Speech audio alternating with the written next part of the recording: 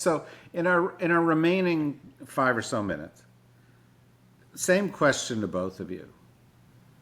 It looks like there is a moment to savor, and then it looks like the negotiations will be tough, and then they will founder, and this will break down. Hmm. What does the breakdown look like, Steve? What do you expect is going to happen?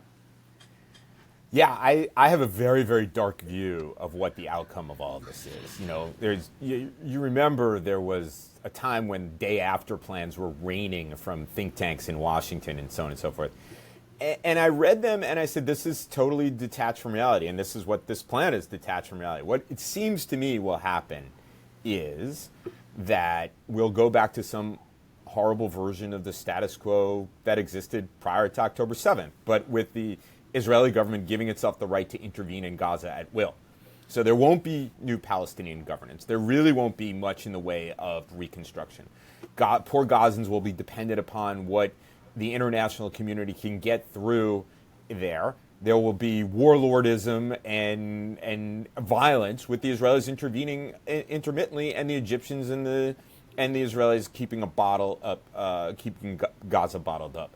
That seems to me where we're going, because in all of these things that we've been talking about don't really work, and no one has goodwill, and no one is going to step in. The president is going to lose interest because it's not going to work, and so he is the first president, as Alon pointed out, to actually use the theoretical leverage that the United States has. But what interest is he going to have to do it afterwards? So I think we're headed to worse. Well, okay.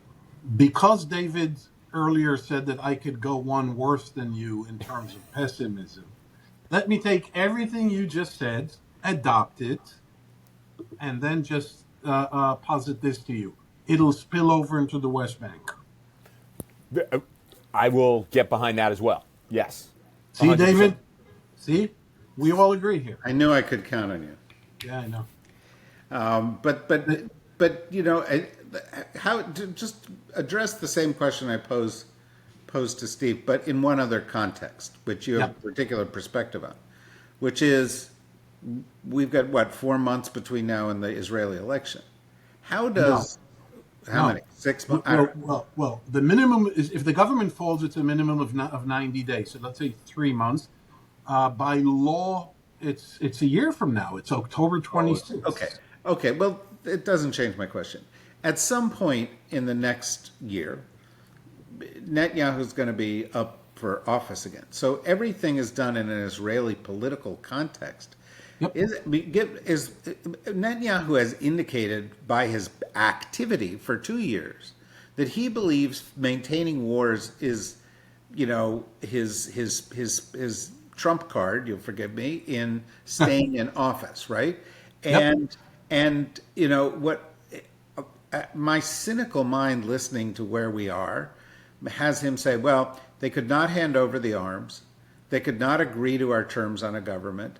They could not agree to this. This will give us the reason to go back in. Trump got the hostages back. He'll get credit for that. He will be frustrated that he won't get the peace deal that'll get him the Nobel Peace Prize next year. He'll wash his hands of it, as he has done periodically with Ukraine. And we can go in and finish the business of ethnic cleansing in Gaza. Right. That seems to me to be consistent with recent Netanyahu. Am I wrong or right? Or Well, okay. So let me respond with a few. I'll keep it brief. The optimistic view of all this, David, is that if Trump puts his mind to it, which is asking a lot from a guy with such an attention span, but give him, let's say, for the sake of conversation, he could make this happen. In fact, he's the only one who could make this happen.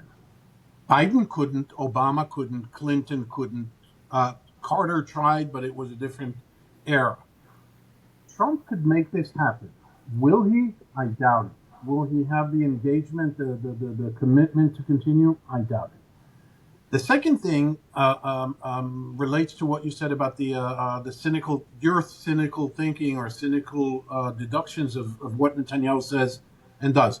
Remember, 70% of Israelis despise Netanyahu. 70% of Israelis don't like what's going on in Gaza. 70% of Israelis will not sit by if he goes through ethnic cleansing.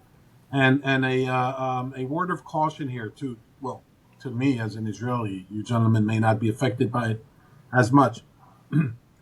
Once Gaza opens up in terms of the media access, what Israel is calling a diplomatic tsunami and isolation and condemnations and admonitions is going to go on steroids pretty quickly, because then you will be exposed, and Israel will say it's AI, it's fabricated, it's been doctored. We don't know who these people are. This is not a mass grave. This is okay. It's going to become worse in the first few months. So I doubt Israel will go ahead with what you just described, David. The worst thing is this what Stephen described, this horrible status quo that could spill into, at least I'm afraid that it could spill into the West Bank. Well, that is certainly true, and that's not something that's been addressed. And I would say my observation of the Trump side of it is that every time Trump has been asked about this over the past several weeks, he has talked about getting the hostages out. He has not talked about any of the other moving parts. Do you blame him? No, but I don't think he actually is cognizant. Of course he's not. Of the other moving parts. And I think, that suggests, if he is the linchpin and he's not cognizant of the issues or doesn't care about the issues, that does not bode well for this. This is a guy who just brokered a truce between Azerbaijan and Albania. Okay? Yeah. So but let me ask you gentlemen a question. What will happen first? A Palestinian state will be established, or the Giants win a Super Bowl? I asked the viewers. I asked the devoted subscribers of DSR. God. I'll defer on that one because I cannot imagine either scenario. Yeah, exactly. They're equally remote. So you want to add the Jets to the mix? No. No. I do not. All right. Well, look, we said we would try in a half an hour to give you some perspective. I think we have gotten excellent perspective here, as I knew we would, because these guys are both brilliant, and they present unvarnished views, and I think that's really important. I was watching a television network earlier today, and there was a former U.S. government official on saying this is a huge victory for Netanyahu and the Israelis, and I was like, what?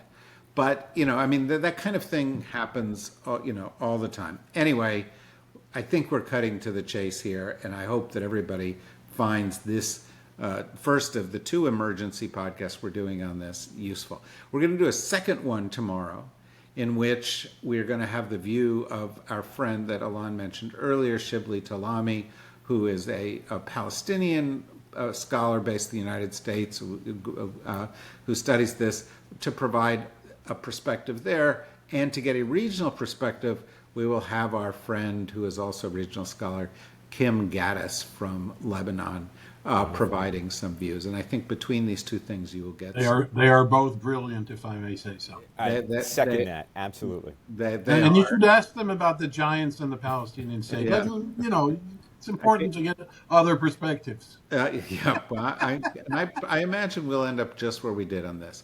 But in any event, so I encourage everybody to listen to that and to follow whatever these guys are doing or writing. I wrote a column on this at the Daily Beast if you want to read about it. And stick with us through thick and thin here at the DSR Network. If you think it's of some value, go to membership, click on membership, support what we're doing. Viewership is up. That's excellent. We hope it continues. It will only continue if you do that. Go to watch it on YouTube. That's where the real growth is, and that's why it's so great that both of these two guys are so telegenic. Yeah, exactly.